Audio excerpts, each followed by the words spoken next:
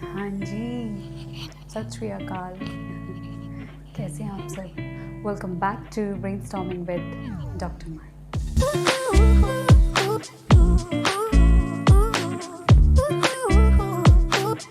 आज का topic is related to your abdomen, gut, stomach, belly, कुछ भी कह लें, ब्रेड बास्केट, यानी कि पेट की जो भी आपकी कॉमन इश्यूज़ होते हैं उसके बारे में आज की वीडियो है।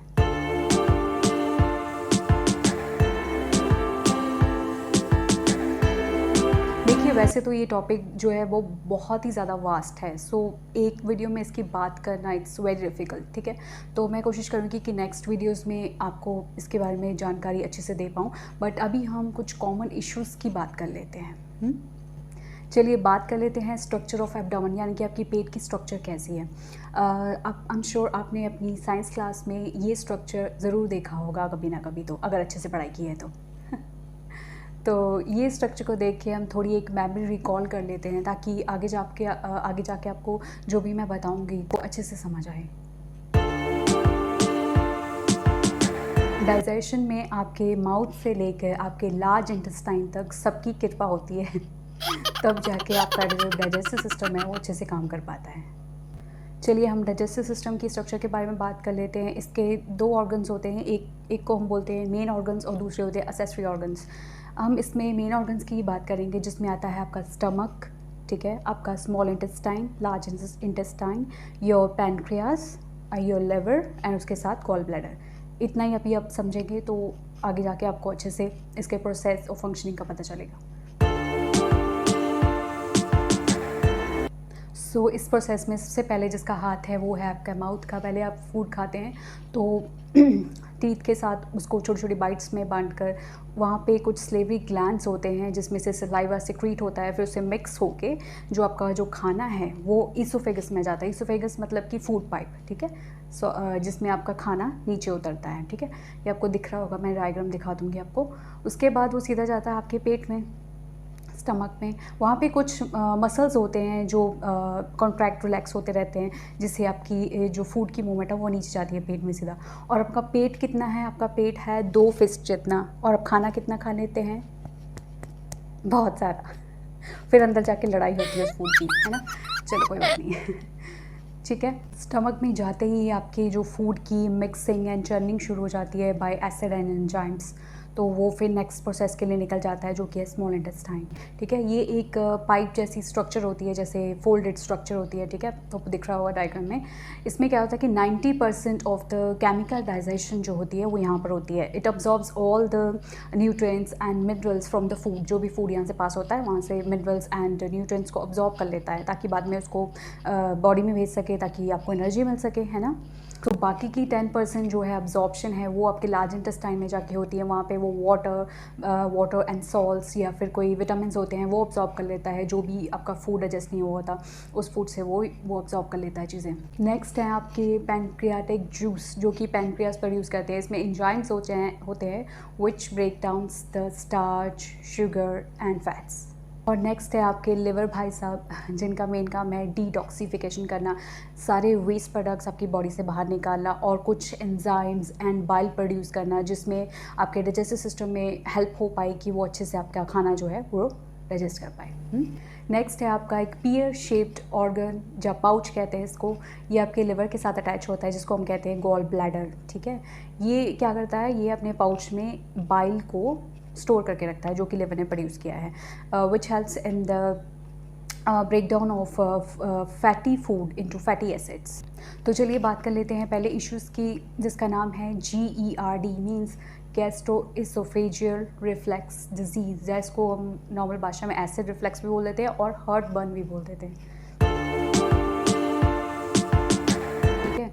इसमें क्या फीलिंग होती है कि जो आपके स्टमक में बाइल या एसिड होता है वो आपकी oesophagus means your food pipe की लाइनिंग को ना इरिटेट करता रहता है बार बार। तो फीलिंग क्या आती है कि आपके यहाँ चेस्ट में पेन होती रहती है और आपके माउथ में थोड़ा एक बिटर टेस्ट, सोर टेस्ट, ऐसे कड़वा कड़वा मुंह फील होता रहता है, या फिर आपका हार्ट जो है वो बर्न होता रहता है, ऐसी फीलिंग आती है। अनकंफर्टेबल बर्निंग सेंसेशन सी होती रहती है इसमें नॉर्मली। अगर ऐसी फीलिंग आपको मंथ में 1-2 बार हो रही है तो उसको हम बोल सकते हैं कि हार्ट बर्न हो रहा है। बट अगर वीक में 2 से 3 से ज़्यादा बार ये आपको हो रहा है तो इसको हम GERD मीन्स GERD बोलते हैं। It's a kind of chronic condition. बात कर लेते हैं इसके कॉजेज़ ऑफ GERD के बारे में। और इसके कॉजेज़ बहुत सारे हो सकते हैं, बट जैसे कि मैंने आपको बताया कि एसोफेगस में आपकी फूड पाइप में 2 तरह के स्फिंक्टर्स होते हैं, उसको मसल्स बोलते हैं, जैसे अपर एंड लोअर स्फिंक्टर्स होते हैं। जबकि आपका फूड आपके एसोफेगस के अंदर जाता है, ठीक है, नीचे जाता है, तो आपके वहाँ पे लोअर स्फिंक्टर्स होते हैं जो कि रिलैक्स हो जाते हैं। इससे क्या होता है कि आपका जो फूड है वो आपके स्टमक के अंदर ईजिली चला जाता है, ठीक है। उसके बाद जाने के बाद जो आपका स्फिंक्टर है वो क्लोज़ हो जाता है, तो ऐसे कि अपना फूड फिर डाइजेशन वगैरह वो शुरू हो जाता है। बट इन केसेस में अगर आपके जो स्फिंक्टर्स वीक हो गए हैं या ख़राब हो गए किसी कंडीशन के कारण, तो क्या होता है वो मसल्स जो हैं वो क्लोज़ नहीं कर पाते और जो फूड आपके स्टमक में गया है वो वापस से ईसोफेगस की तरफ, आपके मुंह की तरफ वापस जाना शुरू हो जाता है। फूड तो नहीं कहेंगे, बट एसिड जो उसमें प्रोड्यूस होता है वो आपकी ईसोफेगस लाइनिंग को इरिटेट करता हुआ आपके माउथ तक, नेक तक भी पहुंच जाता है, जिससे आपको वो बर्निंग सेंसेशन वो वाली फीलिंग आती है। और भी कई कारण हैं, लाइक कि ओबेसिटी है, ठीक है, आपका जो खाना अच्छे से नहीं पचता है, ठीक है, पेट खाली नहीं होता है, और सुबह ही उठते आप चाय कॉफ़ी पीते हैं, अल्कोहल कंजप्शन बहुत ज़्यादा है, स्मोकिंग बहुत करते हैं, और लेट नाइट खाना खाते हैं, फास्ट फूड खाते हैं, फ्राइड फूड खाते हैं, खाने का एक रूटीन नहीं है, कहीं भी कुछ भी खा लेते हैं, भागते दौड़ते हुए खाना खाते हैं, प्रेग्नेंट हैं, और स्ट्रेस लेते हैं बहुत सारा, और कई मेडिकेशंस लेते हैं जैसे कि पेन किलर्स हो गए या एस्पिरिन हो गए, उसका ज़्यादा कंजप्शन करते हैं, कुछ एंटीबायोटिक्स लेते हैं, बहुत देर से ले रहे हैं।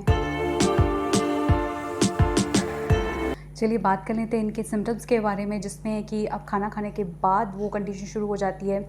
जब आप लेटते हैं तब आपकी जो हार्ट बर्न की प्रॉब्लम है वो ज़्यादा वर्सन हो जाती है। कई बार आपको नोज़िया की फीलिंग आती है, चेस्ट पेन होता है, ठीक है, डिफ़िकल्टी इन स्वेलविंग, और आपकी जो आवाज़ है उसमें खरखरी सी होती है, गला साफ़ नहीं होता अच्छे से, क्रॉनिक कफ एट नाइट।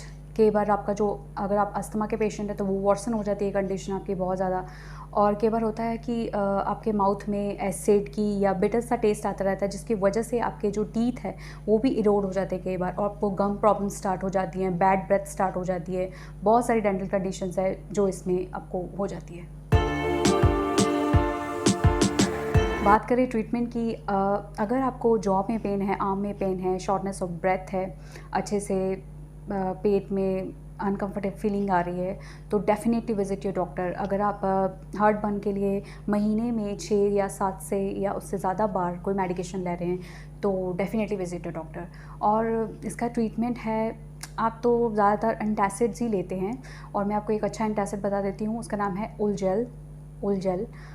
उलजेल में क्या है, इट्स एक सिरप है जो कि लो इन सोडियम, एंड शुगर वाले पेशेंट भी ले सकते हैं, ब्लड प्रेशर वाले पेशेंट भी ले सकते हैं, एंड शुगर फ्री है बिल्कुल, और सौंफ फ्लेवर का आता है। तो ये अच्छा है, अगर आपको हार्ट बर्न हो रहा है महीने में 1-2 बार तो आप ले सकते हैं आराम से, ज़्यादा नहीं लेना है। बात कर लेते हैं सेल्फ़ केयर की। इसमें क्या है, जब भी आप सोएं, ठीक है, पहले तो अपना 3 घंटे पहले आपका डिनर जो है फिनिश होना चाहिए, ठीक है, इन पेशेंट्स के लिए, GERD वाले, एसिड रिफ्लक्स वाले पेशेंट्स के लिए। तो आपका जो अपना हेड रेस्ट है ना, हेड रेस्ट, आप बेड का वो ऐसे करके सोएं, थोड़ा एलिवेट करके सोएं, है ना, पूरा से ऐसे स्ट्रेट मत सोएं, उसको थोड़ा एलिवेट कर लें, और ज़्यादा झुकने वाले काम ना करें, और स्टे हाइड्रेटेड। और ऐसा करें कि एक जग आपका पानी का है तो 1 लीटर उसमें पानी होगा, तो उसमें 1 चुटकी जो है, सिंदूर नहीं डालना एक चुटकी आपको मीठा सोडा जिसको बोलते हैं, वो 1 चुटकी बस उसमें डाल देना 1 लीटर पानी में, उसको पूरा दिन पीते रहना है, ठीक है। 1 चुटकी से ज़्यादा नहीं डालना है, और पानी उसमें दोबारा रिफ़्रेश करते रहना है, ठीक है, ऐसे कर लेना। और जब भी आपको सोना है, लंच के बाद सोना है कई बार, या रात को सोना है, तो आपकी जो राइट आर्म है उसको ऐसे ऊपर करके सोना है, ये वाली राइट आर्म आपकी ऊपर आनी चाहिए, ओके। इससे आपको डाइजेशन में और एसिड वगैरह सिक्रीशन में बहुत सारी हेल्प मिलेगी।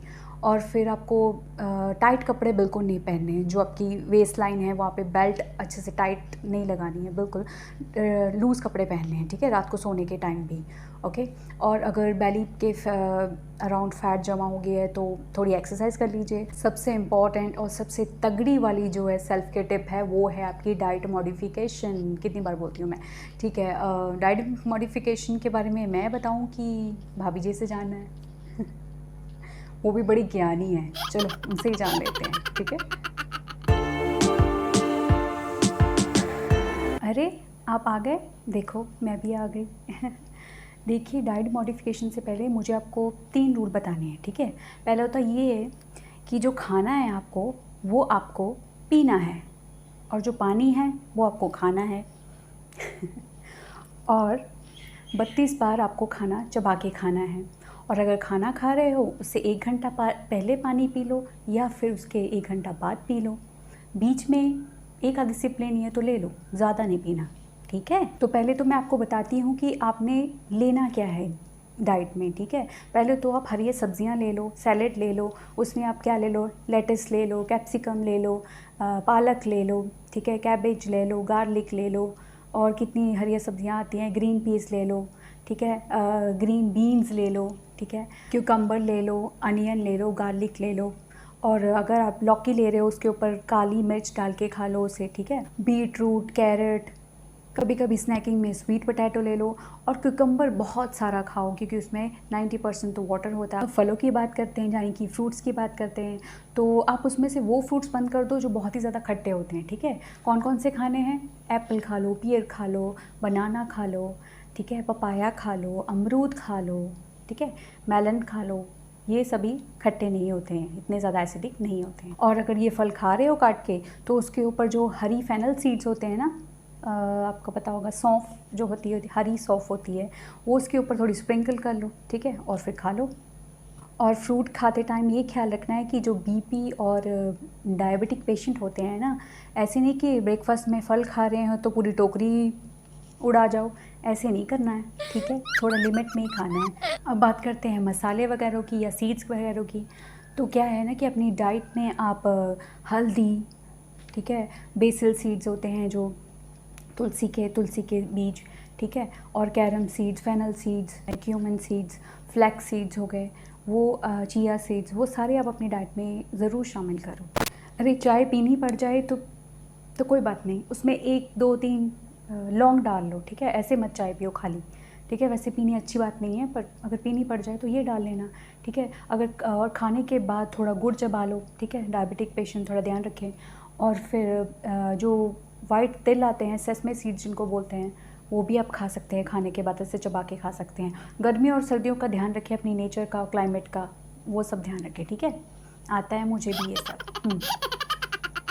सुबह सुबह उठ के डिटॉक्स ड्रिंक्स तो पीने ही हैं आपको, तो उसमें आप कोकोनट वाटर भी ऐड कर लो, और फिर उसमें मंचिंग में आप आलमंड्स और रेजिन भी ऐड कर लो। डिटॉक्स ड्रिंक वाली वीडियो देखी होगी तो पता चल जाएगा। अगर रात को दूध पीना है तो, अगर गर्मी है तो दूध ठंडा पिएं और उसमें थोड़ा सा लौंग डाल लें आप, ठीक है, या फिर उसमें थोड़ी सौंफ डाल लें अगर सर्दी है तो। मतलब कोई भी चीज़ आप लिमिट में खाएंगे तो अच्छा रहेगा, ज़्यादा करेंगे तो बुरी बात है। डिनर हमेशा लाइट करना है, ठीक है, उसमें आप पोहा, दलिया, ओट्स कुछ भी शामिल कर सकते हैं जो बिल्कुल लाइट होता है, ठीक है। और 3 घंटे पहले करना है, बेड से जाने के पहले, ठीक। वाइट की जगह ब्राउन राइस खा लो, और आटा खा रहे हैं बदल बदल के खा लो। जो आटा आप वीट का खा रहे हैं उसमें ब्रान ऐड कर लो उसमें, ठीक है। बाजरे का आटा खा लो, ज्वार का आटा खा लो, ठीक है, बदल बदल के अपनी डाइट चेंज करते रहो। इडली पोहा लाइट फूड होते हैं, ढोकला वगैरह, बेसन का चीला, दाल का चीला, कभी कभी ये खा लो, ठीक है। 3 टाइम एक ही खाना मत खाओ, और 2-2 घंटे के बाद थोड़ा थोड़ा खाना चबाते रहो, खाते रहो। और चबाना 32 टाइम्स है, ये ज़रूर याद रखना, ठीक है। आधी आपकी जो तबीयत ठीक होने वाली है ना, वो इसी से हो जाएगी, ठीक है। पानी को बिल्कुल सिप सिप करके पीना है, ठीक है, चबा चबा के पीना है। और जो आपका खाना है, ठीक है, उसको 32 बार चबाना है, और इतना चबाना है कि वो पानी में आपके मुंह में ही पानी बन जाए, ठीक। और अपनी डाइट में देसी घी जो है 1 स्पून या 1 टीस्पून ज़रूर शामिल करें, ठीक है। बाजरे की रोटी उस पे ऊपर लगा के आराम से खाएं। हमारे कैसे बुज़ुर्ग खाते थे पता है ना आपको, घी लगा के ऊपर खाते थे। उनको होता था कभी गर्ड वर्ड? कभी नहीं होता था। हमें ही ऐसी परेशानियाँ हो रखी हैं। चलो कोई बात नहीं, सुनो आगे। सुनो, जो जो चीज़ें नहीं खानी है, पहले तो खट्टे फ्रूट एंड वेजिटेबल्स बिल्कुल नहीं खाने हैं, ठीक है। अगर चाय कॉफ़ी ज़्यादा पीते हो थोड़े कम करो, अगर बंद करना है तो बंद करो, आपकी मर्ज़ी। उसके बाद अगर आपको soft drinks, carbonated drinks, alcohol, smoking की आदत है वो भी थोड़ी कम कर दो। अपने खाने में ज़्यादा वो सॉसेज, विनेगर, सोर क्रीम्स, स्वीट क्रीम्स ये डालना बंद करो, ठीक है। कभी कभी हो गया, रोज़ नहीं करना ये सब, मारूंगी मैं आके। अब बिग नो नो किसे बोलना है? फ्राइड फूड को, जंक फूड को, कैन फूड को, प्रोसेस फूड को, फ्रिज वाले फूड को, सबको बाय बाय बोल दो। और बेकरी में ये कुकीज़, बिस्किट खाना थोड़ी देर के लिए कम कर दो, बंद कर दो, ठीक है। अगर ब्रेड खाने का ज़्यादा है कि बंदे रोज़ ब्रेकफास्ट में टोस्ट खाते हैं, तो ऐसे कर लो, आलमंड ब्रेड आता है वो खा लो, या फिर मल्टीग्रेन ब्रेड तो आपको पता ही है, ब्राउन ब्रेड वो खा लो। और स्पाइसेस में तो लाल मिर्च तो भूल ही जाओ आप लोग, ठीक है। और जो जाते हैं वहाँ पे डिज़र्ट्स लेने रोज़, चॉकलेट, आइसक्रीम, कुकीज़, ये सब थोड़ी देर के लिए बंद कर दो। सैलेड खाना है तो रॉ फॉर्म में खाओ, उसके ऊपर कोई ड्रेसिंग मत डाला करो, ठीक है। और जो मैदे वाली चीज़ें हैं वो सारी बंद, बंद मंजे बंद। नमक कम कर दो, सेंधा नमक ले आओ, ठीक है। बटर और चीज़ वो भी बंद कर दो। जो आप ग्रेवीज़ बनाते हो डालने के लिए खाने में वो भी बंद कर दो। सिंपल घर का खाना, पीली दाल रोटी खाओ ना, बहुत अच्छी है, वो ही खा लो। अरे मन तो है नहीं, चलो मैं ही आपको बाय बाय बोल देती हूँ। तो क्या कहते हैं उसे, हाँ, please do like, share, comment and subscribe, ठीक है। और यही थी आज की वीडियो, तो मिलते हैं अगली वीडियो में। जब तक स्टे हैप्पी एंड जय हिंद।